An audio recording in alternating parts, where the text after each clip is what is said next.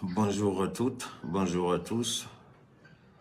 Salam alaikum, rahmatullahi ta'ala wa barakatuh, mikasa sukasa. Soyez bénis les uns comme les autres. Soyez bénis d'où vous êtes, où que vous soyez, quoi que vous fassiez. Recevez la gloire de Dieu, l'amour de Dieu, la bonté de Dieu, la bénédiction de Dieu, la protection de Dieu. Que ce Dieu de la gloire, le Dieu de l'amour, le Dieu de la miséricorde demeure pour nous un seul de rocher, un puissant bouclier, une forteresse et un refuge. Béni soit le nom du Seigneur, le Tout-Puissant, Créateur des cieux.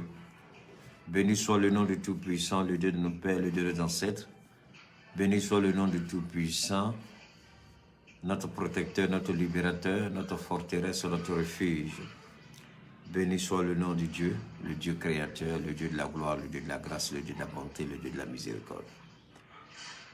En son nom, je vous envoie le salut de la gloire, le salut de la grâce, le salut de la bénédiction, le salut de la réussite, de l'élévation et du succès dans la longévité, la prospérité, la santé. Soyez bénis en ce jour, soyez honorés en ce jour. Mikasa Sukasa, installez-vous, partagez et invitez. Installez-vous, partagez et invitez. Installez-vous, partagez et invitez. Que nous puissions une fois de plus encore savourer le plaisir de la vérité. La vérité dans toute sa gloire, la vérité dans toute sa bonté, la vérité dans toute sa splendeur. La vérité qui ne choisit pas de camp. La vérité ne choisit pas son camp. Non.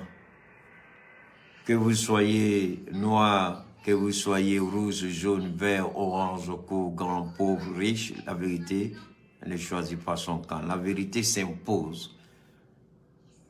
C'est dans cette gloire que nous disons merci à Allah subhanahu wa ta'ala. Prions Dieu toujours que la vérité soit avec nous, que nous soyons avec la vérité. Que nous marchions selon la volonté de la vérité, afin que Dieu nous regarde avec amour et bonté. Soyez bénis. Merci à vous. Partagez une fois de plus. Béni soit le nom du Seigneur. Partagez, partagez, partagez. Nous allons commencer, bien entendu, nous allons encore nous intéresser à notre fameux président. Salut à toi, Wilfried Kossi, Yacouba Diarra, le super président qui se croit au-dessus de tout un peuple. Celui qui, à la place d'un peuple, se présente comme étant... que Dieu nous aide, que Dieu nous aide. Souvent, notre président, il confond, salut à toi, Dieu Dominique, il confond ce qu'on appelle royauté, ce qu'on appelle monarchie, ce qu'on appelle empire et ce qu'on appelle État. État, bien entendu, État laïque, État républicain, État démocratique, État souverain. La confusion est tellement grande que si vous ne me croyez pas, permettez-moi de vous rappeler quelques faits qui vous permettront peut-être de ne pas être d'accord avec moi. Certainement, c'est votre choix, je respecte ça, mais de regarder du côté de la vérité et de vous poser la question. Est-ce que ce gars-là, il n'a pas raison un peu? Quand un président dit, la raison pour laquelle je ne peux pas quitter le pouvoir, ces deux hommes-là unis, c'est dangereux. Il parle de conflits et de crise identitaire. Mais quand lui, il était uni au président, si je peux me permettre, au président Koudou Laurent Gbagbo, en 1995, quand on parlait encore de Front républicain, il n'y avait pas de crise identitaire. Mais pourtant, excusez-moi, j'aime pas trop ça, mais ça vous permet de bien... C'était un BT de l'Ouest qui était uni à un Djoula du Nord. À ce moment, on ne parlait pas de crise identitaire. Subitement, lorsque ce même BT est allié à un baoulé du centre, on parle de crise identitaire. Lorsque lui-même, pour accéder au pouvoir, il a dû combattre le BT de l'Ouest en collaboration avec le Baoulé du centre. Lui, parce que rien ne prouve d'ailleurs même que lui-même il est du là du Nord. Mais pour l'harmonie de la compréhension, permettez-moi de dire ça ainsi. Ainsi, lui, qui serait entre griffes du Nord, comme je l'ai dit, pour l'harmonie de la compréhension. Hein? Pour l'harmonie de la compréhension, acceptez ça comme ça, même si nous émettons vraiment des doutes. Hein? Nous émettons des doutes sincères, mais pour mieux comprendre, acceptons ça comme ça pour le moment. Mais lorsque lui, du Nord, n'avait aucun problème avec le BT de l'Ouest, parce que ce BT-là a refusé d'aller aux élections présidentielles parce que lui, du Nord, avait été écarté. Ce n'était pas identitaire. Ce n'avait rien de religieux, alors que lui, il était, là encore, le doute, il y a un doute sérieux, ce n'est pas évident qu'il soit vraiment musulman, je l'ai dit, il est loin d'être un musulman, parce que ces pratiques-là sont très loin des pratiques d'un bon musulman. Alors donc, il n'y a pas eu de problème. Lui, le même encore, il se retrouve avec celui qui a été chassé du pouvoir en 99, celui qu'il a accusé de tous les noms, de tous les péchés du monde. Subitement, il est allié au nom du fouet. Donc, on oublie tout de suite le fouettisme. Non, on oublie tout de suite, comment on appelle, la question identitaire. On oublie tout de suite l'appartenance religieuse. Parce qu'il va s'appuyer sur le baoulé du centre pour accéder au pouvoir en 2010. Donc, chaque fois que lui, il est en alliance, c'est une très bonne chose. Il n'y a rien de mauvais. Il n'y a rien à dire. Il n'y a pas de critique. Il n'y a pas de doute à émettre. Mais toutefois, si l'un de ses partenaires veut s'allier à un autre partenaire, puisque lui, il a été partenaire avec tous les deux autres. Mais lorsque les deux autres décident d'unir leurs forces, automatiquement, la crise identitaire est évoquée, la question religieuse est évoquée. Quelle mauvaise foi! Quelle mauvaise foi!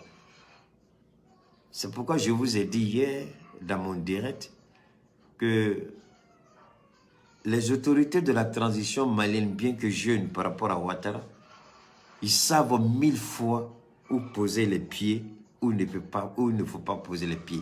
Ils maîtrisent la politique 1000 fois mieux que Ouattara. Parce qu'aucun politicien digne de ce nom, aucun politicien, je répète, digne de ce nom, qui a vécu ce que lui, il a vécu, qui a côtoyé tous ces deux, Laurent et Bédier, parce que eux décident de se mettre ensemble et lui, il sort. C'est ce qu'il a dit à Soro Guillaume lorsque Soro Guillaume, il a menacé Soro Guillaume de ne pas s'allier à Bédier.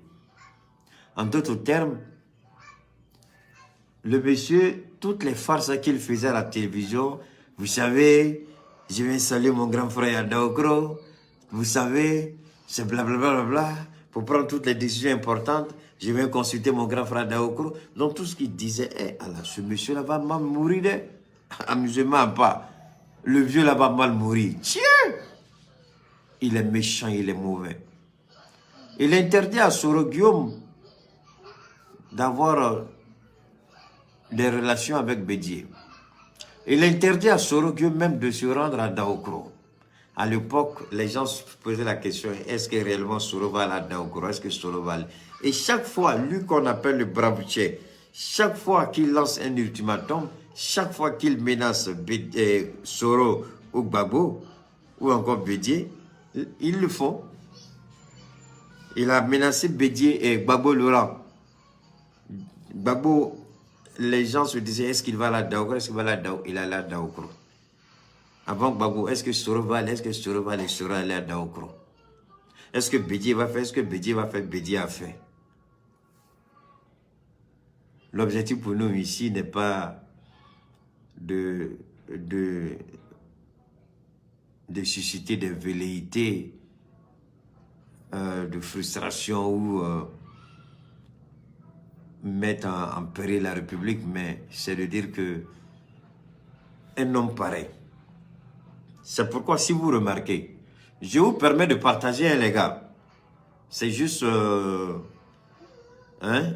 temps de partager. Donc partagez, les gars, s'il vous plaît, partagez au maximum. Parce qu'on va carburer encore aujourd'hui. Partagez. Alors donc, si vous avez remarqué, tellement que le monsieur a de sérieux problèmes dans la vie, quand il s'agit du droit, il perd. Le droit, chaque fois qu'il va en procès, un procès équitable, selon les normes équitables, un procès transparent, impartial. Chaque fois qu'il est engagé dans un processus impartial, transparent, il perd le procès. Mais c'est chez lui en Côte d'Ivoire seulement qu'il gagne les procès. Et moi, ça devait faire honte. La question que je me pose, est-ce que Ouattara, il a honte? Est-ce que Ouattara, un seul jour dans sa vie, il a eu honte?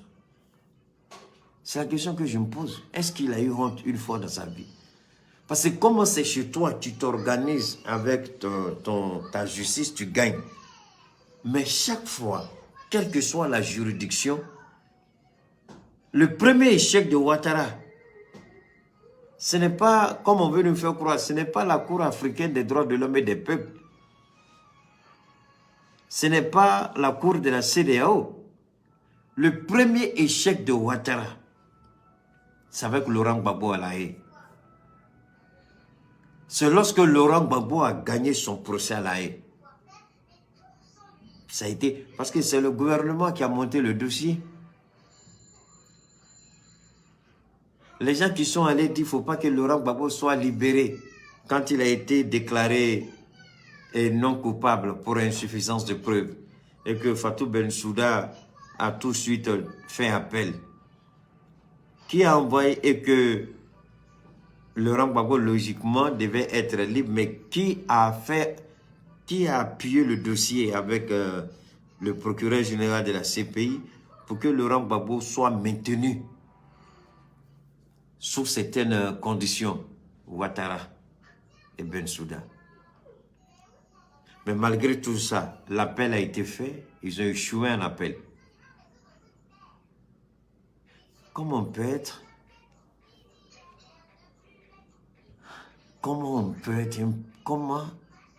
on prétend avoir un PhD et on ne gagne jamais de procès? Seulement c'est à l'intérieur de la Côte d'Ivoire qu'on gagne un procès. C'est comme quelqu'un, chez lui, quand il sort, tout le monde le frappe dehors. Mais c'est chez lui à la maison, là, il frappe sa femme et ses enfants. Mais ses amis garçons le chicotent toujours dehors. Un chef de famille comme ça, là, quand vous le regardez, là, comment vous le prenez? Un chef de famille, il n'a la force que sur sa femme et ses enfants. Mais ses amis garçons, ses camarades garçons, ses semblables chefs de famille le sont le dehors. Il n'a jamais gagné de combat dehors. Mais à la maison, sur sa femme et ses enfants, il gagne toujours. C'est la même chose avec Ouattara. Il ne gagne jamais de procès. Jamais. Mais c'est encore du Côte d'Ivoire. Et c'est un gars comme ça, on dit, le bâtisseur. Mais Oufoué n'a jamais été humilié de la sorte. Vous voulez vous comparer à Oufoué? Comparez-vous à Oufoué dans toute sa splendeur. Oufoué n'a jamais été confronté à de telles situations. Oufoué n'a jamais été humilié comme ça. À 10 ans de pouvoir, le nom d'Oufoué avait pris le monde entier. Mais toi, après 10 ans de pouvoir, Ouattara, qu'est-ce qu'on retient de toi? Un sanguinaire, un criminel. 10 ans de pouvoir, Oufoué a commencé à tirer les leçons de ce qu'il faut et de ce qu'il ne faut pas. 10 ans de pouvoir déjà, Oufoué a commencé à mettre les bases d'une paix durable, d'une paix véritable, à mener les Ivoiriens à vivre ensemble. Mais en 10 ans de pouvoir, toi, ta 10e année, 11e année de pouvoir a été couronnée par une décapitation. Houphouët n'a jamais décapité un Ivoirien pour accéder au pouvoir. Je dis, Houphouët n'a jamais fait décapiter un Ivoirien pour accéder au pouvoir. Houphouët a obtenu l'indépendance de la Côte d'Ivoire sans jalonner 3000 morts pour s'asseoir dans son fauteuil. Toi, tu as fait. C'est un gars comme ça, l'on veut comparer au Houphouët. C'est un gars comme ça, l'on dit c'est un bâtisseur. Houphouët, en 4 ans de gestion de pouvoir, aucune banque, aucune institution, aucun service secret ne peut prouver que en 4 ans de gestion de pouvoir, Houphouët s'est amassé une fortune de 27 milliards de dollars. Personne. Aucun service secret au monde ne peut prouver ça. En 4 ans de gestion, 27 milliards de dollars, pendant que les Ivoiriens végètent, pendant que les Ivoiriens ne mangent pas à leur faim, pendant que les Ivoiriens sont incapables de manger 2-3 fois par jour, pendant qu'il y a plus d'Ivoiriens qui fuient la Côte d'Ivoire que sous n'importe quelle présidence. Les Ivoiriens fuient la Côte d'Ivoire. Même la plupart de tous les gens de RHDP, moi franchement je les regarde mais ils me font pitié. Ceux qui sont... Même ma petite soeur qui est sortie pour parler là. Je pense, si je veux réellement toucher la vie de nos sœurs en France, en parlant d'elles, je risque de toucher beaucoup de nos sœurs. Je risque de frustrer beaucoup de nos sœurs. Parce que nous savons tous comment on gagne les papiers en France, surtout les femmes. On connaît comment chacune arrive à avoir un petit logis. On connaît. Mais ce n'est pas à cause d'elle que je vais me mettre à dire des choses sur les réseaux sociaux. C'est la vie privée des gens, je respecte ça. Mais je dis tout simplement que si eux, ils estiment que leur président est tellement bon, quand Donald Trump est venu, il a dit aux Américains, je veux America First. Et aucun Américain ne peut dire que Donald Trump n'a pas fait pour l'Amérique. Il a rapporté plus de boulot en Amérique que Barack Obama, en toute logique. Que Barack Obama, les 2 mandats de Barack. Parce qu'il a ramené plein de sociétés américaines qui étaient installées au dehors. Il les a rapatriées de façon intelligente, en assouplissant beaucoup de conditions. Et la compétitivité, c'est-à-dire que si toi, tu es un entrepreneur américain, tu construis ta voiture, par exemple en Chine, et puis tu veux venir là-bas aux États-Unis, ta voiture est taxée 2 fois. Celui qui fabrique sa voiture aux États-Unis, c'est-à-dire que lui, vous fabriquez la même marque de voiture, vous faites tout. Bon, généralement, c'est à Mexico, hein. La Chine, c'est un peu trop, sinon c'est à Mexico et puis au Canada. Alors que se passe-t-il? Tu fabriques ta voiture là-bas, pour faire rentrer aux États-Unis, tu es taxé doublement. Donc, celui qui doit payer, par exemple, qui fabrique sa voiture aux États-Unis, au lieu de payer 50 $ de taxes, on lui dit de payer 20 $ de taxes. Et toi, on te dit de payer 75 ou 100 $ de taxes. Donc, ta voiture revient plus chère que celui qui construit sa voiture aux États-Unis. Donc, ça fait que tu perds un peu le marché.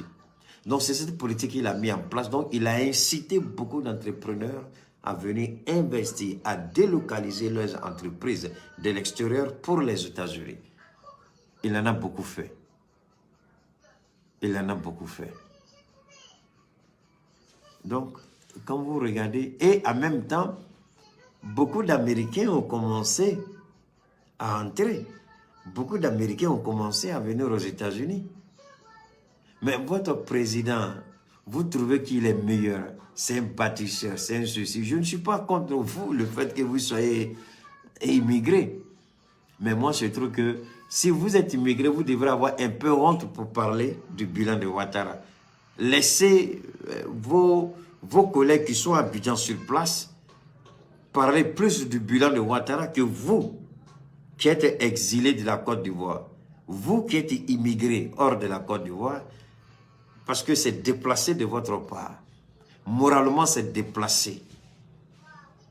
Je peux dire socialement, c'est même immoral de votre part de parler. Parce que si vous trouvez qu'il est bon, il y a une contradiction, il est bon, mais vous faites quoi au dehors? Il est bon, vous cherchez quoi? Parce que quand on regarde le travail que vous faites en France, Je suis désolé, ce n'est pas ce genre de travail qu'il n'y en a pas en Côte d'Ivoire. Mais est-ce que vous êtes prêt à aller nettoyer dans les cliniques à Abidjan? Est-ce que vous êtes prêt à aller nettoyer dans les hôpitaux à Abidjan? Est-ce que vous êtes prêt à aller laver les voitures à Abidjan? Mais quand vous allez à Abidjan, vous paraissez tellement plein, mais on sait comment l'argent est gagné. Enfin, on se connaît entre nous. Même si je ne suis pas en Europe, on se connaît un peu. On se connaît un peu, hein? C'était juste... tu continues, tu vas sortir tout de suite. Donne-moi une seconde. Tu fais une deuxième fois, tu sors. Donc, pour partager. Alors, on va commencer. Faites monter le mercure. On va une fois de plus encore s'intéresser. On va s'intéresser au Mali jusqu'au dimanche. Le dimanche que la CEDEAO va se prononcer, je crois. Et nous allons voir ce que la CEDEAO va dire le dimanche. Mais d'ici là, il nous appartient de pointer du doigt la responsabilité de Ouattara, mais en même temps dire qu'il n'est pas l'exemple. Lui, il ne peut pas prétendre parler au nom des autres chefs d'État de la CEDEAO, inciter à prendre certaines décisions, certaines mesures, comme il a menacé la junte, qui seront frappés de sanctions sévères. Tout ce qu'il connaît dans sa vie, c'est ça. L'homme est tellement mauvais, l'homme est tellement méchant, que tout ce qui sort de sa bouche, sanctions, sanctions, sanctions et sanctions. Alors, Alassane Ouattara, donc nous commençons. Alassane Ouattara, une fois de plus, il menace de sanctions lourdes contre les autorités maliennes. On va essayer d'écouter un peu ce qu'il a dit. Et ensuite, je vais faire écouter une petite partie du discours. La réponse. Quand je vous parle, vous n'écoutez pas. Quand Keïta parle, beaucoup, pas vous tous, beaucoup n'écoutent pas. Quand j'ai dit que Chris Yapi, tu es un bon enquêteur, tu es vraiment bon. Mais en matière de décryptage politique, j'ai dit Chris Yapi, il faut quitter dans ça. Ouais, non, il va rester tranquille. Quand j'ai dit Chris Yapi, et ça, je ne m'amuse pas. Je jure, Wallahi, Allah subhanahu wa ta'ala est mon témoin. Au nom de tout ce qui m'est cher, je le jure. En matière de décryptage, Chris Yapi est un petit. Devant moi, il est petit. Mais je ne peux jamais avoir le talent de Chris Yapi en tant qu'enquêteur. Je ne peux jamais égaler Chris Yapi. Je n'atteins même pas Chris Yapi à la cheville. Je répète, mais s'il s'agit de faire un décryptage, Chris Yapi est un enfant à côté de moi. S'il s'agit de faire une analyse perspicace, efficace, une analyse, je fais l'analyse aujourd'hui et demain matin, vous avez la réponse. Ça là seulement à tisser. Il n'a qu'à se réveiller matin tous les jours. Il ne peut pas m'arriver à la cheville. Ce n'est pas, je ne rabaisse pas Chris Yapi, non, pas du tout. Je ne suis pas en conflit avec lui, pas du tout. Mais seulement je dis, ce que j'ai dit hier, je répète, Chris Yapi, parce qu'il y a un élément aujourd'hui qui a corroboré ce que j'ai dit hier. Alors qu'au moment où je disais ça, la réunion venait à peine de prendre fin. Donc, il n'y a aucun moyen que le président malien ait entendu ce que j'ai eu à dire. Aucun moyen. Mais le président malien a dit exactement ce que je vous ai dit hier. Il était en réunion à Koulouba, je crois. Il était en réunion avec Shérif Madan Aïdara, je crois, le chef de la communauté. Vraiment, Dieu a béni ce pays. Chez nous, là, non. Il est le président, il est le chef suprême des guides. Comment ils appellent le truc là même? Même chose comme le COSIM en Côte d'Ivoire. Donc, ils sont allés rencontrer le président Assimi pour lui faire un certain nombre de doléances. Et juste après, Assimi a pris la parole, il a parlé, répondant à Chérif Haïdara. Ce que je vous ai dit ici, là, Assini, il a répété ça exactement hier. Mais quand on regarde les deux calendriers, c'est-à-dire le timing, les deux timings, donc il y avait, moi je n'avais aucun moyen d'écouter Assimi Goïta est venu vous mentir, c'est-à-dire que faire comme c'était ma propre analyse alors que c'est ce qu'Assimi avait dit. Donc Assimi, je n'avais aucun moyen de savoir ce qu'Assimi avait dit. Je n'avais aucun moyen, puisque j'étais en direct au moment où leur rencontre venait de prendre fin à Koulouba. Je n'avais aucun moyen. Aucun moyen. Mais pourtant, ce que j'ai dit, c'est ce qu'Assimi a répété hier. Et je dis encore à mon jeune frère Chris Yapi. Souvent, il est alarmiste. Souvent, dans sa narration, il a tendance à un peu exagérer les choses. Donc, je dis à Chris Yapi, il y a plusieurs façons de faire la narration politique. Être un bon enquêteur, ça c'est un. Maintenant, la narration, il y a plusieurs étapes de la narration. Quand tu fais la narration, je ne vais pas encore, si je ne vais pas trop m'attarder là-dessus, ça ne me fait perdre le temps pour rien. Il y a différents types de narration que vous connaissez. Prochainement, je vais décortiquer cela en longueur avec vous, mais aujourd'hui pas du tout. Mais seulement je dis à Chris Yapi, s'il fait sa narration en matière de politique internationale, il n'a qu'à se mettre en tête que la politique internationale et la politique nationale, ce n'est pas la même chose. Un. La politique internationale et puis les situations intimes, ça fait deux, ce n'est pas la même chose. Ou bien des cas de figure en Côte d'Ivoire, diminuer un peu. Ou même par rapport à... Donc, il y a tellement d'éléments qu'il faut prendre en compte quand tu fais la narration. Donc, je demande à Chris Yapi de faire beaucoup attention à ce niveau-là. Pour le Mali, ce n'est pas parce que j'ai mes origines maliennes que... Non. Ce n'est pas ma première fois. Ceux qui me connaissent, vous savez que je ne suis pas... J'ai entendu... Débé l'a dit quoi? Ce n'est pas moi de te dire ce qu'il a dit. Tu me poses, il a dit quoi? Ça veut dire que tu n'es même pas informé. Si tu n'es pas informé, ici, ce n'est pas ta place. C'est pas une façon... Je ne te parle pas mal, Martin. Va t'informer et puis ensuite, tu vas venir me prendre le train. Tous ceux qui sont connectés, ils savent.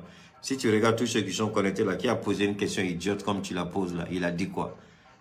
C'est mal poli ta question, c'est déplacé ta question, je ne te réponds pas. Et mieux, je vais te bloquer parce que tu ne mérites même pas d'être ici. Assimi a dit quoi? Tu me prends pour qui? Est-ce que tu payes l'argent pour venir regarder? Il a dit quoi? Il a dit quoi? Si tu n'es pas patient comme les autres, tu fous le camp. Tu payes quelqu'un ici pour venir parler? Tu payes ici? Ton abonnement là, c'est payant? Tu as payé l'argent pour venir regarder un film? Et le film n'a qu'à vite commencer là. Hein? Tu as payé l'argent ici? Si tu n'as pas la patience d'écouter, tu fous le camp. C'est aussi simple que ça. Tu ne payes personne ici. Je vais à mon rythme. Si ça ne te convient pas, tu dégages. C'est aussi simple que ça. Ok?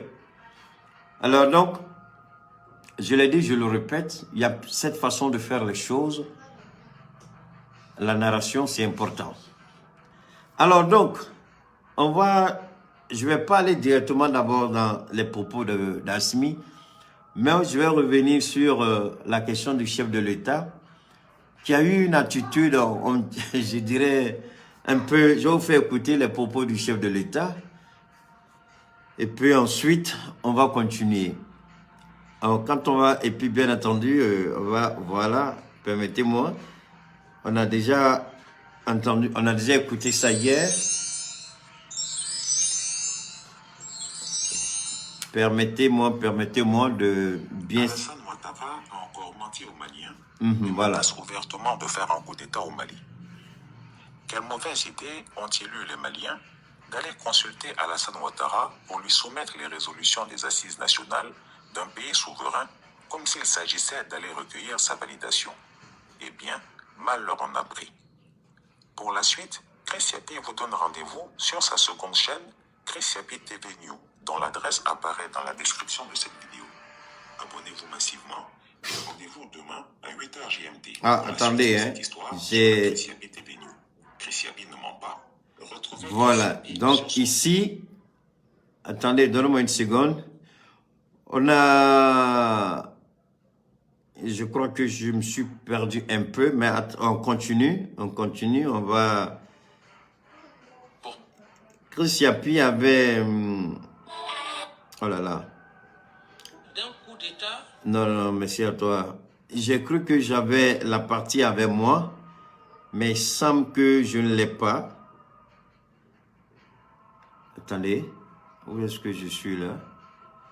Oh là là. Non, mais continuez de partager. Je vais voir si j'ai partagé la partie.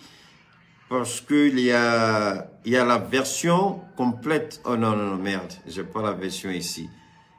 Allez, je vais revenir là encore. Continuez de partager, faites monter le mercure. Faites monter le mercure et puis on va continuer. Faites monter le mercure. Voilà, justement, voilà.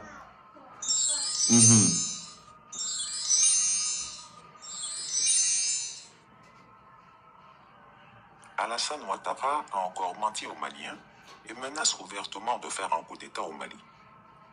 Quelle mauvaise idée ont-ils eu les Maliens d'aller consulter Alassane Ouattara pour lui soumettre les résolutions des assises nationales d'un pays souverain comme s'il s'agissait d'aller recueillir sa validation.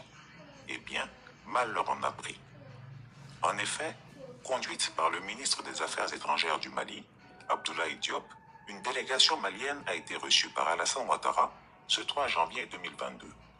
Les Maliens sont allés à Abidjan pour tenter d'amadouer le pharaon ivoirien sur leur calendrier de sortie de crise et essayer de le gagner à leur cause. À leur grande surprise, ils se sont fait proprement invectiver comme des garnements et tancés comme une bande de voyous mal polis par Alassane Ouattara en présence de ses collaborateurs. Ils croyaient trouver de la compréhension, ils n'ont récolté que des injures. Chris Yapi, depuis fort longtemps, dit et persiste à dire qu'Alassane Ouattara n'aime pas le Mali, ses actuels dirigeants, et qu'il était inutile de tenter de l'amadouer. Assimi Goïta, qui se croit malin, fin tacticien et grand connaisseur de la politique sous-régionale, fait la sourde oreille. Non seulement bientôt il n'aura plus d'oreilles pour écouter, mais si par bonheur il en avait encore, c'est le vent qu'elles entendront. Bon, voilà, c'est là où je dis que ici, essayons de faire une analyse assez simple, une analyse responsable, une analyse qui permet quand même, je ne parle pas d'émotion, mais je parle de responsabilité, je parle de compréhension, je parle de pragmatisme. Chris Yapi ici, en tant qu'enquêteur, s'est soudainement retrouvé en tant qu'analyste, spécialiste. Ce qui est tout à fait normal et logique. Je vais d'abord vous amener à la guerre en Syrie. Combien de spécialistes on n'a pas vu défiler sur les plateaux de RFI, France 24, BFM TV, enfin toutes les chaînes de télé que vous avez l'habitude de regarder. Combien de spécialistes n'avions-nous pas vu lorsque la Russie est entrée en guerre? Lorsque la Russie s'est rangée du côté de la Syrie. Quand on dit qu'on est spécialiste, on est enquêteur, on fait de l'investigation. Aussi bien en termes juridiques, l'expression jurisprudence existe, mais il y a aussi des cas d'expérience qui existent. Lorsque la Russie s'est engagée, tous les grands spécialistes du monde, francophones, ils sont allés, ils ont commencé à parler. La Russie ne peut pas, la Russie est sous sanction, la Russie est ceci, la Russie est cela. Je me souviens très bien à l'époque, aux États-Unis, j'ai dit, vous blaguez. Non seulement Vladimir Poutine ne va pas prendre KO, mais toutes ces nations-là vont prendre KO. Est-ce qu'aujourd'hui, Bachar el-Assad est-il président en Syrie ou il est tombé? Chris Yapi est un enquêteur, mais souvent, il y a un petit défaut. Il est tellement focalisé à vouloir prouver qu'il a tellement bien fait qu'il connaît que l'essentiel de le sujet, il passe à côté. Chris Yapi aurait dû avoir une intelligence fuitée pour se dire que quand la Russie est engagée aux côtés d'un pays, la donne change. Chris Yapi, tu n'es pas spécialiste. Je te l'ai dit à maintes reprises et je le répète. Tu es bien dans les histoires d'enquête, mais en termes de décryptage, d'analyse politique, voilà, tu ne peux pas, Chris Yapi. Il faut rester tranquille. Prends les sons avec Keïta. Nous ne sommes pas en clash, mais je dis la vérité parce qu'il exagère souvent. Il est beaucoup trop alarmiste par moment. Souvent, il parle, tu as l'impression qu'il est assis là, et puis non, c'est pas ça, disons la vérité. Premièrement, Chris Yapi, tu ne peux pas nous prouver aujourd'hui, vidéo à l'appui, document à l'appui, que depuis que Vladimir Poutine a commencé à soutenir un pays ouvertement, ce pays-là a pris KO. Montre-nous un seul pays au monde. Un seul pays au monde, Chris Yapi, tu ne peux pas parce que ça, il n'y en a pas. Non seulement la Syrie, personne n'y croyait, mais quand la Russie a commencé son engagement aux côtés de Bachar, la donne a changé sur le terrain. Vrai ou faux, vous êtes tous témoins. Lorsque 50 États se sont unis derrière le président de l'Assemblée nationale du Venezuela, je l'ai dit la dernière fois, je le répète aujourd'hui, ils se sont unis pour le soutenir.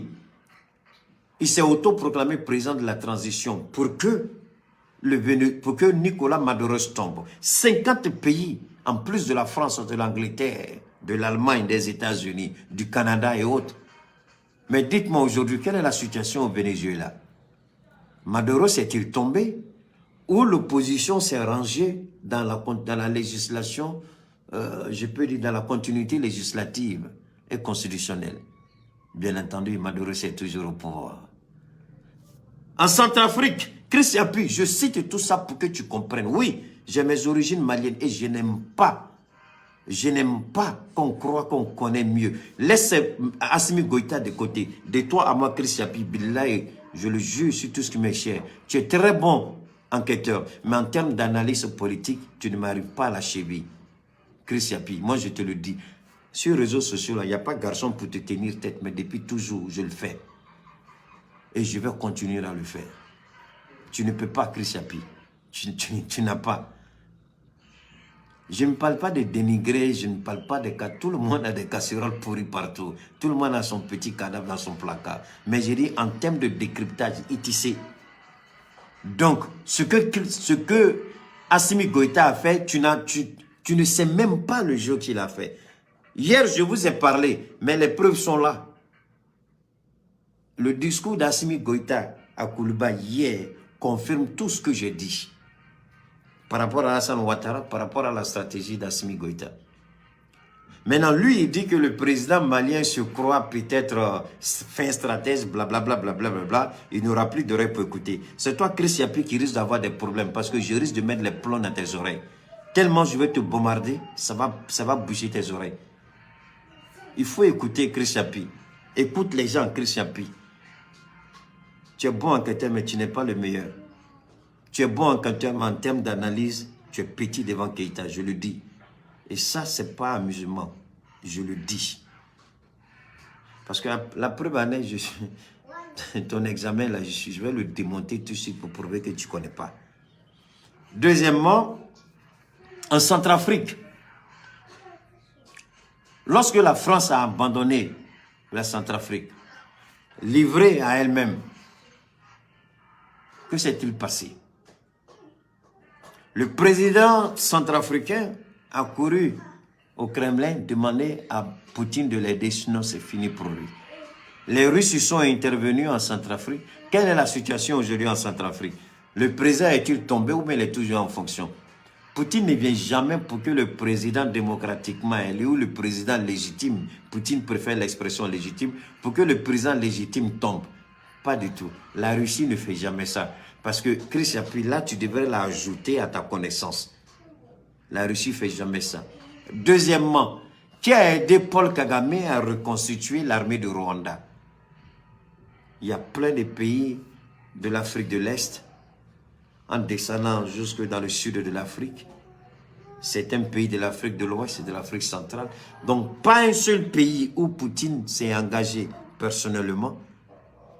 Et on a vu, c'est le Tamashiri Rama. Et ce pays-là est tombé. Donc, tu crois qu'Alassane Ouattara, parce qu'à entendre Chris Yapi parler, on va l'écouter, hein. Comme c'est une bande audio, je n'ai pas besoin de vous montrer les trucs, hein. On va seulement écouter. On va écouter, on va revenir un peu ici encore. Alassane Ouattara n'aime pas le Mali, ses actuels dirigeants, et qu'il était inutile de tenter de l'amadouer. Assimi Goïta, qui se croit malin, fin tacticien et grand connaisseur de la politique souris. Bon, ici, Chris Yapi, je suis au regret, mais c'est un mensonge. Ici, tu as menti. Chris Yapi ne ment pas, Keïta dit ici, tu as menti. Il n'a jamais été question d'amadouer Alassane Ouattara. Jamais. Jamais. Jamais. Si Chris Yapi pense que je suis un menteur, qu'on se donne un rendez-vous, lui et moi, et qu'on monte, qu'on se donne un rendez-vous, et qu'on ait rencontré les autorités maliennes, qu'ils nous disent en toute honnêteté qu'ils jugent sur le Coran ou la Bible selon leurs croyances, si l'intention était d'amadouer Alassane Ouattara. C'est faux. Je le dis, c'est faux. Il n'a jamais été question pour le Mali d'amadouer Alassane Ouattara. Jamais. Peut-être que Chris Yapi ne connaît pas quelque chose. C'est pourquoi je dis, quand on fait la narration, il faut faire beaucoup attention. Tu ne connais pas la culture d'un peuple et tu parles de ce peuple-ci comme tu connaissais le Mali. Je suis désolé, Chris Yapi. Le Mali est un peuple très respectueux de certaines valeurs. Le Mali a toujours été la base ou la source d'implantation, si tu veux, de certaines institutions sous-régionales. Avant la colonisation et après la colonisation. Oufouille s'est déplacé pour aller au Mali pour installer le RDA. Beaucoup, je n'ai pas vraiment la liste de tout en tête, mais ça c'est notre... Deuxièmement, le peuple malien est un peuple très, je dirais pas soumis en tant que dominé, mais un peuple humble, soumis et respectueux de certaines valeurs. C'est au nom de ce respect-là, ils ne sont pas allés demander à Ouattara d'intervenir en leur faveur. Ils sont allés voir Ouattara et d'ailleurs Chris Yapi, je suis au regret. Soit dans l'honnêteté et dit les choses telles. Je n'ai pas envie de trop décortiquer et puis les gens vont dire, ah, Chris Yapi, Keïta a commencé à dire que Chris Yapi ne dit pas la vérité. Les gens vont commencer à dire qu'ils ne vont pas te suivre. Non, ce n'est pas ça mon objectif. Mais tu parles si comme ils sont allés, il faut, Chris Yapi, arrête ça. Ils sont allés d'abord au Ghana. La délégation malienne est allée au Ghana. La même délégation est allée au Burkina. La même délégation est allée en Côte d'Ivoire. Mais toi, Chris Yapi, un homme intelligent, pose-toi la question, pourquoi après avoir quitté le Ghana, ils sont allés en Côte d'Ivoire et au Burkina? Pourquoi? Pour amadouer? Je te croyais un peu plus intelligent que ça, Chris Yapi. Ce n'est pas pour amadouer, je suis désolé. C'est un signe de respect. Sinon, rien n'obligeait la délégation malienne à aller à Abidjan, puisque le président ghanéen allait se charger d'informer tous les autres chefs d'État. Vu qu'une réunion était prévue, a été programmée pour le dimanche prochain. Donc, je le répète, la délégation malienne n'est jamais allée à Abidjan pour amadouer Alassane Dramane Ouattara. Assimi Goïta connaît Alassane Dramane Ouattara mieux que toi, Chris Yapi. Assimi Goïta, je vais dire tout à l'heure, Assimi Goïta n'a jamais eu l'intention d'amadouer Alassane Ouattara. Et d'ailleurs, il a envoyé un message, il a envoyé des flèches à Alassane Ouattara. Il a envoyé un message clair à Alassane Ouattara. Il a envoyé un message sans équivoque. Et Alassane Ouattara sait très bien que le message d'Assimi Goïta lui était adressé. Ils ne sont pas allés pour demander pour amadouer. Non, amadouer sur quelle base? Voilà notre chronogramme. Par respect, Monsieur le Président, on est venu vous présenter. Et moi, je l'ai dit. En politique, rien n'est définitif. Rappelez-vous de ce que Amontano a dit. Il dit jusqu'à sa mort, il ne va jamais rejoindre le RHDP. Jusqu'à sa mort. Mais il allait demander pardon à Ouattara. Il a été nommé secrétaire général du Conseil de l'Entente. En politique, on ne dit jamais, jamais. Que s'est-il réellement passé? Que s'est-il réellement passé? Je vais vous le dire. Ne vous en faites pas. Je vais rentrer dans les... Alassane Ouattara, il a été clair. Alassane Ouattara, il n'est pas prêt à soutenir une transition de longue durée. Alassane Ouattara sait qu'une transition réussie au Mali n'est pas vraiment de bon augure pour lui-même. Et Chris Yapi, peut-être il semble oublier un élément important. Chris Yapi, le 30, est-ce que tu as écouté le discours d'Emmanuel Macron le 30? Qu'est-ce qu'Emmanuel Macron a dit? Emmanuel Macron a parlé. La question maintenant, c'est de savoir, est-ce que la CEDEAO va se décider? Parce que la CEDEAO est un marché d'intégration sous-régionale. Ce n'est pas un mécanisme de sanctions contre les chefs d'État. La CEDEAO est incapable aujourd'hui de dire qu'on ne peut pas aller au-delà de 2 mandats. Si la CEDEAO n'est pas capable aujourd'hui de dire qu'on ne peut pas aller au-delà de 2 mandats, et que des peuples se revoltent et dire qu'il n'y a pas 3 mandats chez eux, pourquoi est-ce que la CEDEAO se croirait-elle en position de force pour condamner ces États-là?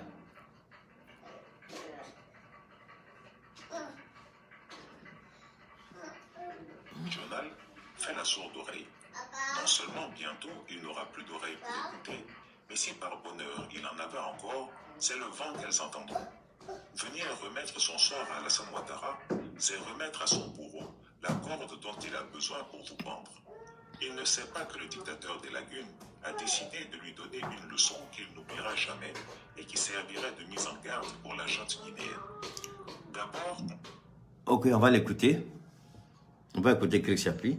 Recevant la délégation malienne, il a commencé par mentir en lui faisant croire que c'est lui qui avait pris leur parti et les avait défendus devant les chefs d'État de la CEDEAO contre des sanctions plus dures. Gros mensonge. Les défenseurs du Mali à la CEDEAO sont les présidents de la Guinée-Bissau, du Togo et du Sénégal. Non, ça c'était avant Chris Yapi. A toujours été leur pire ennemi et fait partie de ceux qui demandaient un étranglement économique du Mali afin de susciter un soulèvement populaire contre la junte malienne. Quand les Maliens lui ont soumis leur projet de chronogramme de retour à l'ordre constitutionnel, Alassane Ouattara les a traités comme du poisson pourri avec dégoût.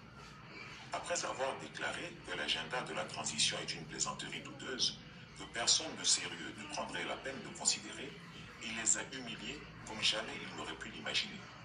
Pour lui, si la junte malienne avait le culot de présenter ce chronogramme au chef d'État de la CEDEAO, ils auraient de ses nouvelles. Il a exigé des élections ici et maintenant et que la junte, avec Assimi Goïta à sa tête, débarrasse le plancher au plus tard en février prochain. Mais c'est bien l'hôpital qui se fout de la charité. Alassane Ouattara, qui donne des leçons de démocratie aux Maliens, lui qui a perdu...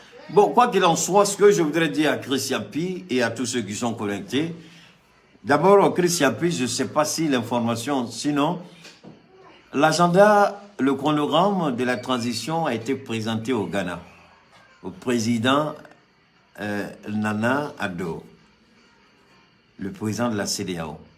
Donc, en croyant à Chris Yapi, on croirait que les Maliens sont allés lui présenter l'agenda et c'est Alassane qui va prendre l'agenda, le chronogramme, là, pour aller défendre, n'est-ce pas, devant les pères de la CEDEAO. Ça ne s'est pas passé comme ça. Je suis désolé, Chris Yapi. Selon ta narration, c'est la compréhension que j'ai. Je peux me tromper. Je dis bien selon ta narration et c'est comme ça que vous comprenez tous aussi. Non, ça ne s'est pas passé comme ça. Restituons les faits. Restituons les faits de la vérité historique. Les Maliens ont été chargés d'abord de remettre, par respect et par courtoisie, le chronogramme. Est-ce que vous comprenez? D'abord, attendez, il y a tellement de maudits. Attendez, il y a des maudits qui sont là. Alors donc, les Maliens ont été chargés, la délégation malienne a été chargée de remettre le chronogramme de la transition malienne d'abord au président de la CEDEAO, président d'exercice, c'est-à-dire le président du Ghana. Ça, c'est un. Deuxièmement, c'est après avoir rencontré le président du Ghana qu'ils ont été voir le président du Burkina et le président ivoirien Alassane Ouattara. Pour leur dire, voilà, voilà, voilà. En réalité, c'est un chronogramme qu'ils sont allés présenter, mais ils ne sont pas allés pour plaider pour un cas. Ils sont allés, ils ont présenté. Le peuple a eu droit à la parole. Le peuple s'est exprimé.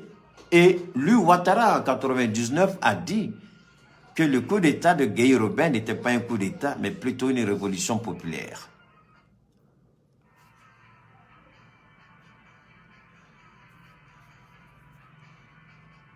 Mon frère Robert, ça c'est ton problème.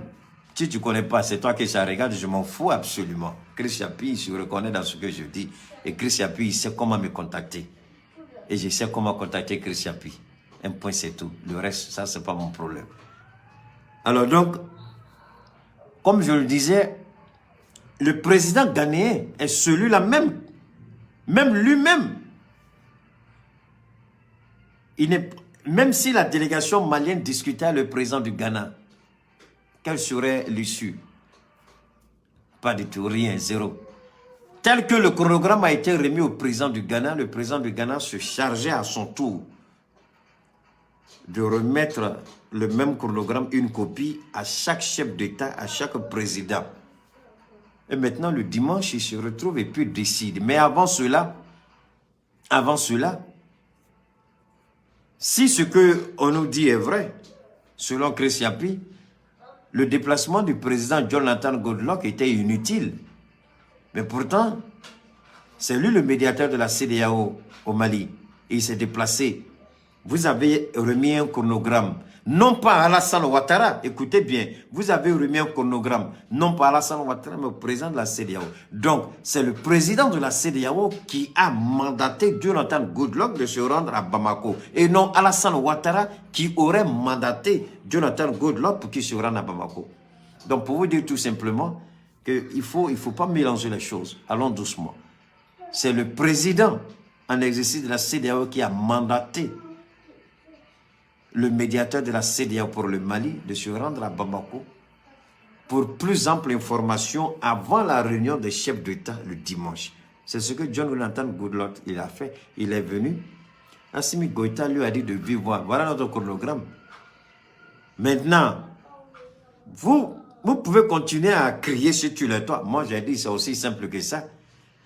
Pour Alassane Ouattara lui-même, il ne dit pas son frère, son fils ou son frère Tiene Barema. Il n'a qu'à prendre un camion de Bamako à Kidal. S'il fait bien, que les chefs d'État, ils envoient des gens pour aller à Kidal, s'ils peuvent aller à Kidal. Je l'ai dit, je le répète, ça c'est le langage de tous ceux qui comprennent la situation du Mali. Le Mali ne se limite pas à Bamako, contrairement à ce que des gens croient. Le Mali, c'est l'ensemble des 1 million 200 et quelques mille kilomètres carrés, je crois. Ce qui fait, la superficie du Mali, c'est 1 200 et quelques mille kilomètres carrés. La Côte d'Ivoire, c'est 322 462 kilomètres carrés. Mais Alassane Ouattara a réduit la Côte d'Ivoire à Abidjan. Le Mali, ce n'est pas Bamako. Le Mali, c'est l'ensemble de tout le territoire. Jonathan est venu, il a parlé avec Assimi Goïta. Vous savez, dans cette histoire de CEDEAO Mali, il y a tellement d'interprétations. Il y a tellement d'informations fallacieuses, il y a tellement d'informations mensongères, il y a tellement de manipulations, il y a tellement de contre-vérités. Chacun sort et vient dire pour lui. Moi, je ne vous dis pas ma part de vérité parce que ce n'est pas ce qu'il compte. Moi, je vous présente les faits. Les Maliens ne sont pas allés négocier à Ouattara 1. Ce que Chris Yapi a dit, je mets en doute. Deuxièmement, ce n'est pas Alassane Ouattara seul. Ils sont allés au Burkina, ils sont allés au Ghana. C'est après leur rencontre avec le président du Ghana que Jonathan Goodluck a été mandaté pour rencontrer Assimi Goïta. Et Jonathan est venu, je crois qu'il a rencontré le président malien, il est reparti, il a rendu compte au président ghanéen. Et ensuite, le dimanche, ils auront leur rencontre.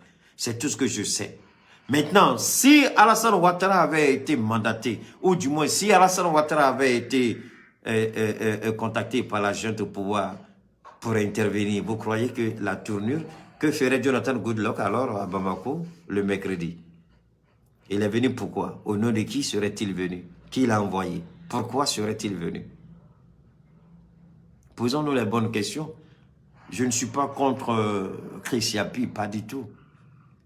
J'ai fait plein de directs en m'appuyant sur Chris Yapi. Mais le cas du Mali, il fait un peu trop d'amalgame, il mélange un peu. C'est par respect et par courtoisie que les gens sont allés présenter à Ouattara. Rien d'autre. Ils n'ont jamais demandé à Ouattara de faire quoi que ce soit. Je vais vous le prouver tout à l'heure.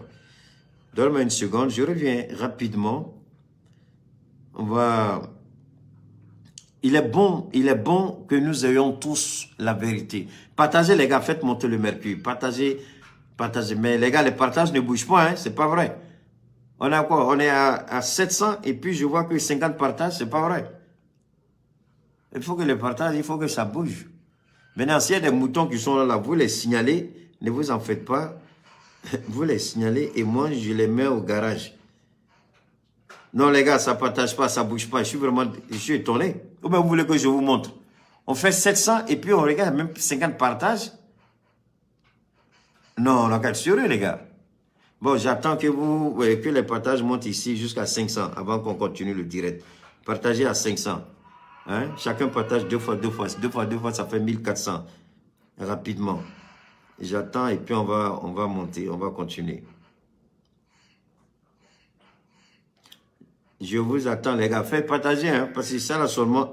Depuis je parle, je vois que ça ne bouge pas.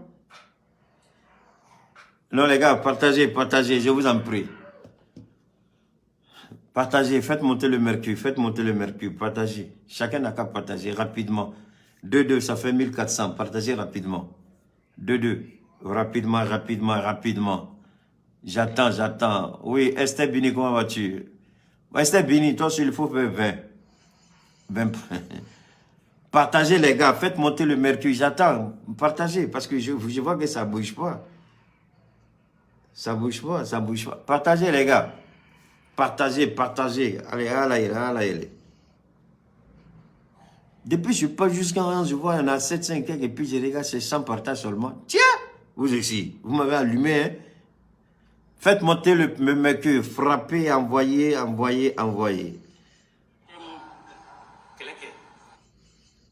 Maintenant, je vais... Faites monter le mercure. Maintenant, pour vous démontrer que peut-être Chris Yapi, il a un problème avec la culture malienne. Quand on ne connaît pas la culture d'un pays, il y a des propos qu'on ne tient pas. Quelqu'un qui ne connaît pas la Côte d'Ivoire, il va venir s'arrêter, dire n'importe quoi. Vous-même qui connaissez la Côte, vous vous arrêtez, vous regardez la personne, vous riez. C'est la même chose. Chris Yapi ne connaît pas le Mali, il ne connaît pas la culture, il ne connaît pas la civilisation. Ici, la courtoisie, le respect, hein, c'est-à-dire le respect de l'aîné, c'est important. Mais je crois que Chris Yapi a mal interprété le fait que les gens soient allés à Abidjan.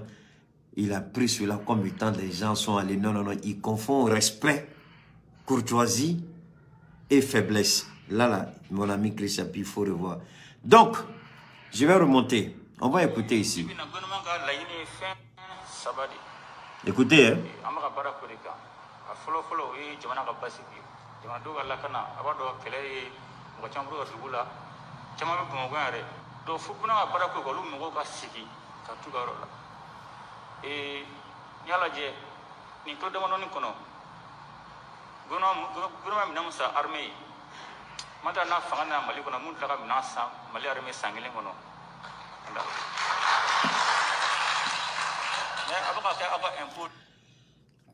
Qui, oh là là,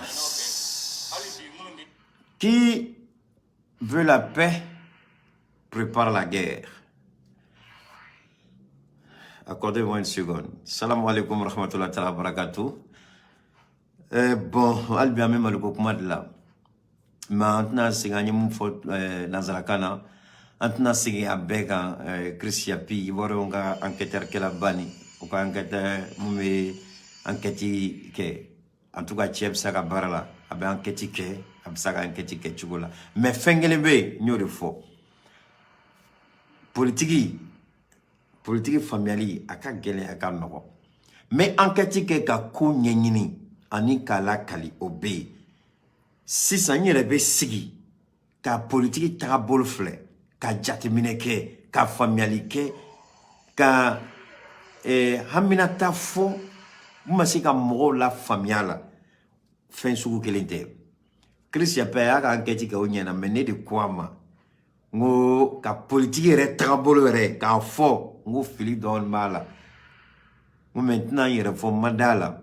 ni mɔgɔ bɛ se Ivoirien cɛla bi min bɛ se k'a fɔ k'a bɛ se ka a da don Maliko kuma la k'a bɛ Mali dɔn ka tɛmɛ ne kan ne tun tɛ n da don a la n bɛ n sigi n bɛ mɔgɔw lajɛ mais kɔsa na n obligé la ka n da don a la parce que an ɲɛ bɛ ko tatɔ la sira dɔ kan o cɛ man ɲi hali bi an ye partagew kɛ an ye mɔgɔw invité an y'a bila bila yɔrɔw la ka mɔgɔw lalɔnniya la Cheikh Umar Keita de don donc Assimi y'a yira Chris la ani fɛn fɛn m'a faamuya n ko non Mali danbe yɛrɛdɔn bonya gasi faamuyali kɔrɔbonya n ko o sira de taamala Assimi ka cidenw Malien bɛɛ lajɛlen ka cidenw n ko y'o de sira taama ka taa Alassane fɛ bonya de don k'a bonya mais bonya ma faamuya ka ɲɛ a kɛla mɔgɔw ɲɛna i n'a fɔ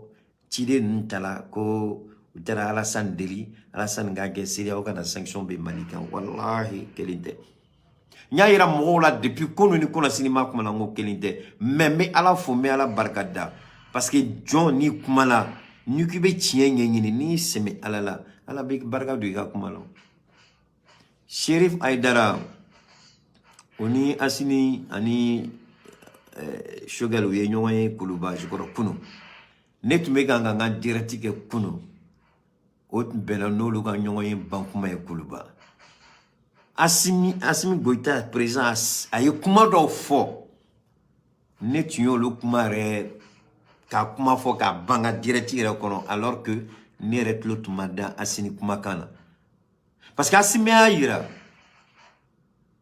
Mali danbe Mali ka kɛlɛ ale b'a kɛ fo ka taa s'a danna kɛlɛ t'ale ni mɔgɔ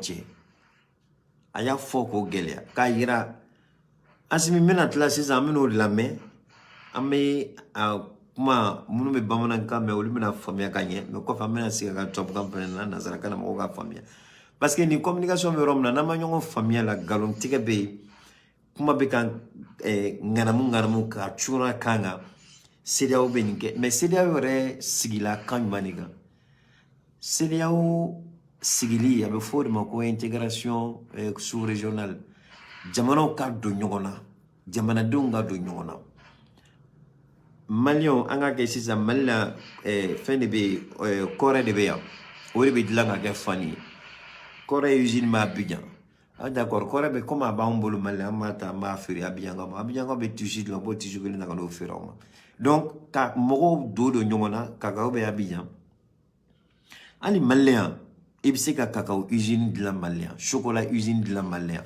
i b'a san Abidjan i bɛ na i b'a dilan i b'a feere sous région kɔnɔ a dabɔra o de kama an ka se k'an bolo di ɲɔgɔn ma an ka se ka ɲɔgɔn dɛmɛ an ka don ɲɔgɔn na an ka ɲɔgɔn bilasira CEDEAO dabɔra o de kama CEDEAO ma dabɔ k'a fɔ ko ka dɔ ka bere ta ka dɔ bugɔ n'a ye ni dɔ ka bere ta ka dɔ bugɔ n'a ye a ma dabɔ o kama CEDEAO ma dabɔ sanction ko kama mais n'aw jɛ u bɛ se k'u ka sanction ta n'o de fɔ mais i b'a dɔn mɔgɔ fɛnɛ na a bɛ fɔ tubabukan na k'i b'a loin maintenant sa monture taa yɔrɔ jan ko b'e kɔnɔ i b'i cɛsiri k'i labɛn n'a ye dɛ i tɛ se ka wuli ten k'i fili sira kan e mun ko e b'a fɛ ka taa yɔrɔ jan i b'i cɛsiri ni yɔrɔ jan taga de Assimi t'a kunfɛ ne bɛ ka ko de yira yan Assimi t'a kunfɛ a bɛ mɔgɔ caman ɲɛna ko Assimi t'a kunfɛ a b'a mɔgɔ caman ɲɛna Assimi a b'a ɲɛna k'a bɛ fɛn dɔ a tɛ fɛn dɔ o tɛ Assimi sigilen bɛ fɛn min kan a y'o de fɔ sisan a ko olu ka transition kɔnɔna la ni kalo kunkurunin kɔnɔ u ye kɛlɛkɛminɛn min san ka di armée ma o fanga tɛ yen Mali kɔnɔ min y'a kɛlɛkɛminɛn ɲɔgɔnna san ka di armée ma yɛrɛfɔ tɛ o minɛnw bɛ o militaires bɛ o mun bɛ ka kɛ bi terroristes kan ani rebelles kan a kibaruyaw bɛ tellement kibaruya nana bonya Faransi ma tellement Faransi ja nana wuli Macron dɛsɛra sisan France 24 de bɛ naga kuma la an bɛ ka ngolo lamɛn an yɛrɛ bɛ yɛlɛ ko tuguni ko Wagner hali bi an ko Wagner ko kuma tɛ yen koyi ni Malien yɛrɛ de kɔni bɛ ka tasuma ta ka da terroristes kan n'u bɛ kan ka boli mais an bɛ nin kuma fɛnɛ fɔ ka jɛya ka nɔgɔ bɔ a la ka yira mɔgɔw la Assimi Goïta fɛnɛ t'a kunfɛ Assimi Goïta fɛnɛ na an ka fɛn kelen fɛnɛ bila an kunna Assimi Goïta bɛ kɛlɛ min na bilahi u foyi kɛlɛ de don koyi Oufoui, Asmi Goïta be Oufoui Placide là. Abe Moro Keita Placide là. Abe Ntna Samori Forêt. Mais c'est que tu es placé à bord là. Thomas Sankara placé à bord là. Combien Kourma placé à bord là. A John Mayrom Nabi, ko Farafi. Son anga fo ko mogore kana dema on reka John yere folo. Ni Mali dlana kanye, ni Mali sécurisé là. Femme be naga ni kala kuli la femme élection. Mais moga gita ala sandraman de la kama. Fanga folo. Moga de 3000 ba kele, ba flama, ba saba de sala, ba saba niko, o de sala. Albi, John Oufo, o tigmasigado. 19 septembre 2002, rébellion d'Amnela, Bolo Shinama, Kokarete, Akona le Nara Fangala, enquête piqué de John Rébellion, mais à sans flaqué, Aga Fanga Bana, Alassane Maseka ira John et Rébellion qui amassé. Au Morsugu, et ni Alatiam Sega Foko a Sinto Morsugu don. Mon troisième mandat, ka Jaguya ki Sigaka. Jaguya ki Sigaka. Moro chou, moro frala. Kakena fo moro massa. Asimi bake comme a te fin don. Et Aya Sanogo Tlela. Aya Sanogo Tlela. Aya Sanogo Tlela. Ngo, Aya Général Aya Sanogo Tlela. Alassane Kelen de ma embargo gauche maligan. Son aya sanogo ga tlikana. Alassane Kelen ma embargo ben ivoirion ka anik bagoga kele kon lala. Ok là. Ou Alassane Kelen embargo ben ivoirion ka. Mo hakem sala drotro sol parce que frotter embargo kama. Alassane yo ke ivoirion la. Ale mi ivoirion ka présent ya ke ana. Anyoyi. Voilà ça ne me sika dado chori ko malion to don malion be nyina uyero ko le be na ko bo kungota ko kana fo watara ko muye ko krisapi insona de be enquête ke de me sabali John yoro na itini yoro do ni maluko kuma do manyi ni fe iki dabola ibis iga enquête ke me analyse do be ni mi frata fo la drobi ke galontigela e dungi ga video kono ke krisapi ke te galontigela. Mais Maliko la ennemi pratiqué ta ba iraki galontigala ko. Donc mo yiraula asimi ama kuma kala me. Ni era na dum na be be don ni dum avec don ni gata fo ak be ga ga soro. Donc ka akli sibe kuma da ma bibi na gouvernement ga la yini fin sabadi. Amaka bara ko rika. A folo e jamana ga basiki. Jamana do ga la kana abado kele mo chambro ga dugula chama be mo gare do fukuna ga bara ko lu mo ga sigi ka tu ga rola nyala je ni to demano ni kono gono mi namusa armée mata na fanga na mali kono mun taka mi nasa mali armée sangile kono anda ne abaka ka aba impoli ay war musra jamana yi abaka jamana do ga war de kan ora to jamana do ka ngala kana jaboya o lakana ni ante mo ganya da flola on se rafine que pour mali on lakana mbudike ato o ko ray voilà la vérité qu'il a dit. Il dit c'est avec l'argent de votre impôt aka impôt wari de talaka minansa ka di armement au fangamana Mali kono ya kumundi laka nyongona ke sangilin kono. Il n'y a pas eu un pouvoir au Mali aussi bien civil ou militaire qui a pu acheter autant d'armes en un an pour le Mali que nous ne l'avons fait. Il n'y en a pas. Il dit, mais ce qui est intéressant ici, ce n'est pas une aide extérieure. Ce n'est ni la France, ni l'Union européenne, ni les États-Unis, ni le Canada, ni la Chine. Mais c'est l'argent de votre impôt que nous avons pris pour acheter ces armes. Et l'argent de votre impôt fait obligation à la transition d'assurer et de garantir votre sécurité. Et cela, nous allons mener ce combat-là jusqu'au bout. Donc maintenant, moi, je voudrais que Chris Yapi vienne m'expliquer ici. Moi, je voudrais que Chris Yapi vienne m'expliquer comment un président qui dit « Nous n'allons pas faire de la complaisance. Nous n'allons pas être hypocrites quand il s'agit de la sécurité des Maliens. Nous allons mener ce combat jusqu'au bout, le combat de la sécurité. Car c'est l'argent du citoyen malien qui est investi dans l'achat des armes. Et cette sécurité-là, ce combat pour cette sécurité, nous allons mener ce combat. Et ce combat-là, nous devons la gagner. Moi, je voudrais savoir maintenant, parce que tout le problème, c'est ça. Aujourd'hui, on ne peut pas parler d'élection au Mali et exclure l'insécurité. On ne peut pas parler d'élection au Mali et prétendre que cette élection-là se limite seulement à Bamako et exclure Kidal, Gao, Tombouctou. Pourquoi vous voulez faire ça? Alors que ce sont les zones, les régions les plus riches. Ces trois régions que je vous ai citées sont plus riches que l'Arabie Saoudite, le Koweït, le Qatar, les Émirats Arabes Unis, Dubaï. Ces trois régions-là sont plus riches que la plupart des pays du Golfe. Alors vous voulez que le Mali laisse sa richesse entre les mains de voyous, de terroristes? Il dit non, nous allons mener ce combat jusqu'à récupérer tous les centimètres carrés entre les mains de l'ennemi. C'est le combat d'Assimi Goïta. Alors moi je voudrais bien savoir, Chris Yapi, comment est-ce que quelqu'un qui est déterminé à mener ce combat-là va les négocier avec la CEDEAO? Pourquoi? Tu crois qu'Assimi Goïta, en disant nous allons mener ce combat jusqu'au bout, n'est pas prêt au cas où il y aurait une sanction? Vous croyez que le Mali n'est pas prêt à accepter les sanctions? Le Mali, les commerçants maliens ont été interpellés depuis longtemps à mettre tout en œuvre pour qu'il n'y ait pas de pénurie au Mali. Le Maroc, et j'ai dit le Maroc, l'Algérie est prête. Non seulement l'Algérie donne son espace aérien au Mali, mais l'Algérie encore ouvre un couloir terrestre entre l'Algérie et le Mali pour le ravitaillement. La Guinée, c'est la même chose. Mais vous croyez que ces gens-là, ils sont assis, ils sont bêtes? Chris Yapi, il dit, je vais dire ça pour que tu comprennes, Chris Yapi, il n'y a aucun pouvoir, depuis le Mali est Mali indépendant, il n'y a eu aucun pouvoir qui a acheté autant d'armes en l'espace d'un an que la transition actuelle.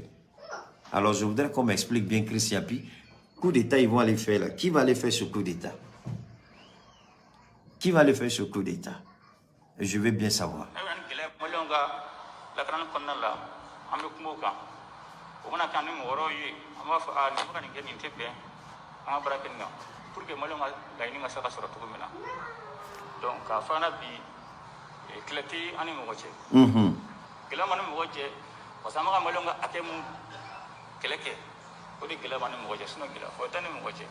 Est-ce que vous avez... Ok.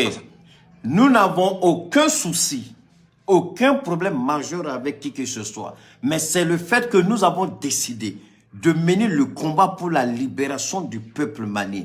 Le combat pour la délivrance du peuple malien. C'est le fait que nous avons décidé de mener ce combat-là. Le combat pour libérer le Mali de la domination terroriste des djihadistes et des rebelles.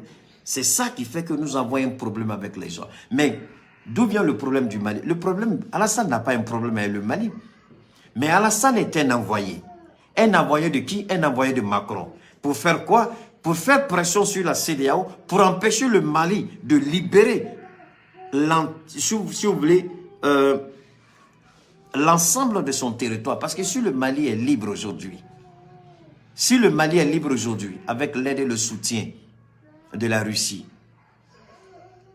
qui aura les gros contrats? En Syrie, qui a les gros contrats aujourd'hui? Ce sont les Russes. Au Venezuela, qui a les gros contrats? Ce sont les Russes. En Centrafrique, qui a les gros contrats? Ce sont les Russes. Au Rwanda, bientôt au Mali. Mais c'est ce que Emmanuel Macron a dit. Le 30 décembre 2021, il dit l'ordre mondial est en train de changer. La Russie, la Chine et l'Inde sont en train de changer la configuration de l'ordre mondial. C'est de ça qu'il s'agit. Qui a les gros contrats? Qui obtient les gros contrats? Pourquoi ces pays obtiennent les gros contrats? Parce que tout simplement, ces pays ont une façon de gérer les crises que nous ne le faisons pas. Il a été honnête, Emmanuel Macron. Mais aujourd'hui, Le combat que Ouattara veut mener, mais c'est un combat qui est perdu d'avance. Chris Yapi, il n'y aura pas de coup d'État au Mali. Chris Yapi, c'est la Russie qui est au Mali. Je voudrais que tu gardes ça en esprit. C'est Vladimir Poutine qui est là-bas. Il n'a pas échoué en Syrie, je ne crois pas qu'il va échouer au Mali. Il n'a pas échoué au Venezuela, je ne crois pas qu'il va échouer au Mali. Il n'a pas échoué en Centrafrique, je ne crois pas qu'il va échouer au Mali. Et les Maliens sont en train de récupérer leur territoire petit à petit. Pourquoi? La CEDEAO est libre. Aussi bien que la CEDEAO, ça aussi, je voudrais que cela soit clair pour chacun de nous. Aussi bien que la CEDEAO est libre, je dis bien, aussi bien que la CEDEAO est libre de prendre des sanctions contre un État souverain. Ce qui n'est pas dans les clauses de la CEDEAO, mais que la CEDEAO se sache aussi que le Mali, la CEDEAO aussi ne peut pas maintenir de force le Mali dans une organisation où les intérêts du Mali ne sont pas pris en compte. Je vous ai donné l'exemple hier de l'Union européenne, la montée en puissance du nationalisme dans l'espace Schengen. Comment cela a bouleversé et chamboulé l'ordre qui était déjà établi avec les partis classiques. Aujourd'hui, c'est ça la réalité. Le Mali n'est pas obligé de rester au sein de la CEDEAO. Le Mali n'est pas obligé. Le Mali n'est pas... D'ailleurs même, on parle d'intégration.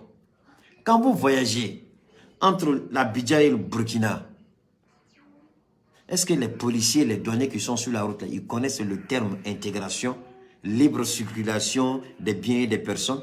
Les gens vont vous raqueter d'Abidjan jusqu'à votre destination à Ouagadougou. Ils vont vous raqueter d'Abidjan jusqu'à Niamey, d'Abidjan jusqu'à Bamako, d'Abidjan. L'intégration, est-ce que nos policiers les connaissent? Nos gendarmes les connaissent? L'intégration, c'est la liberté de circuler librement. Librement. Mais est-ce que c'est le cas aujourd'hui? Mais pourtant, dans l'espace CEDEAO, c'est signé entre les États. Mais ce n'est même pas effectif. Est-ce que ça peut être appliqué? On a demandé au niveau des ports.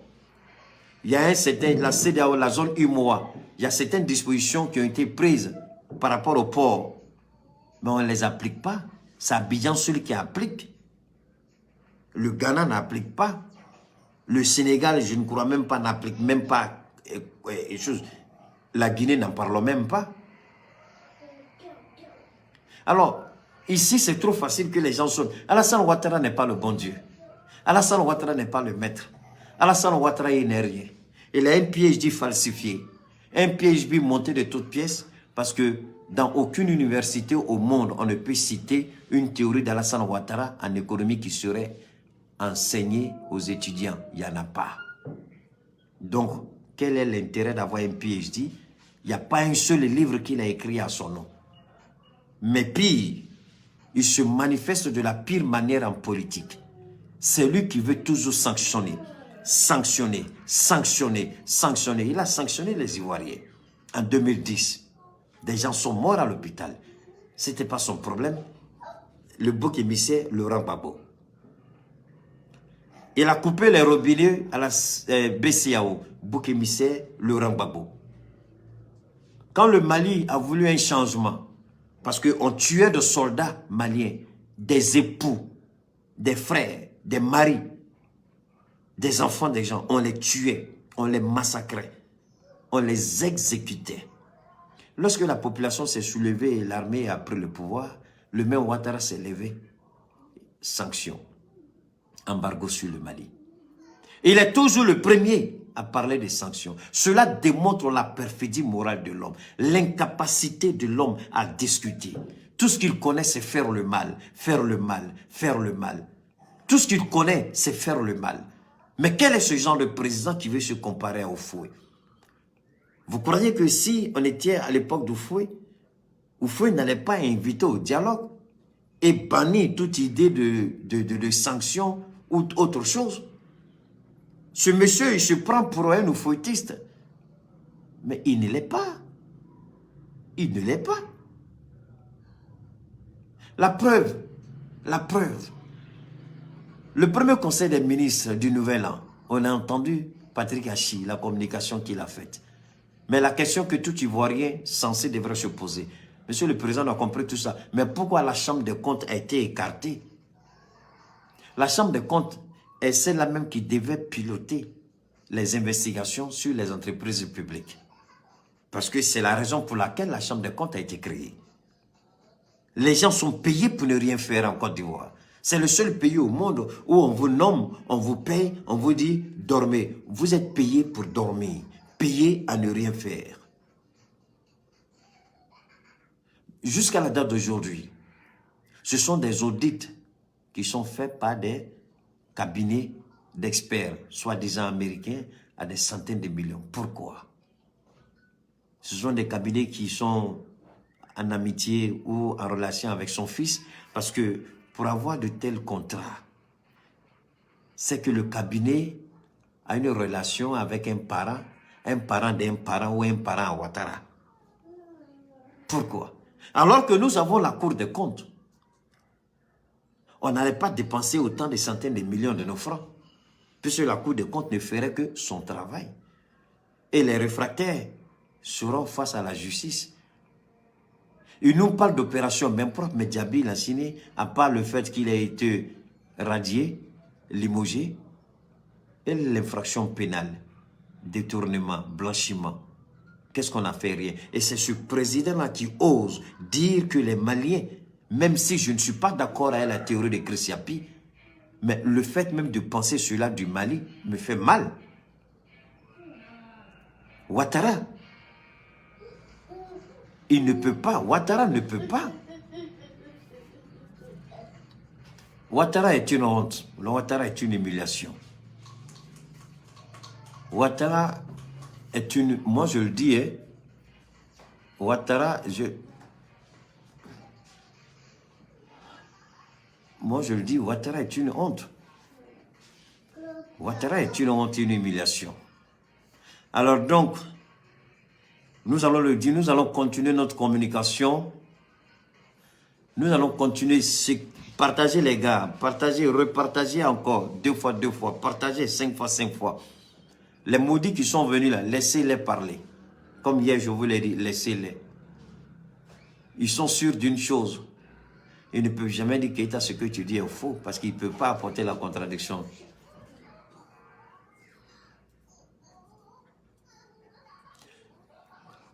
Donc, personne n'a négocié. Le seul lieu de négociation, c'est avec les chefs d'État de la CEDEAO et non avec un président de la CEDEAO.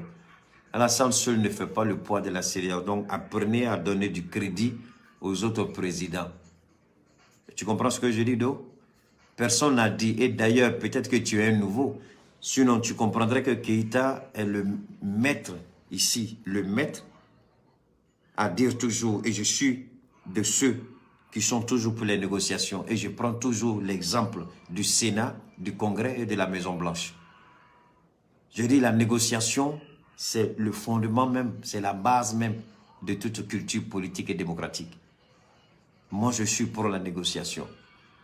Mais tu ne mets pas de négociations. Ton Ouattara là, parce que je suis sûr que c'est par rapport à YouTube. Ouattara, il négocie avec les gens.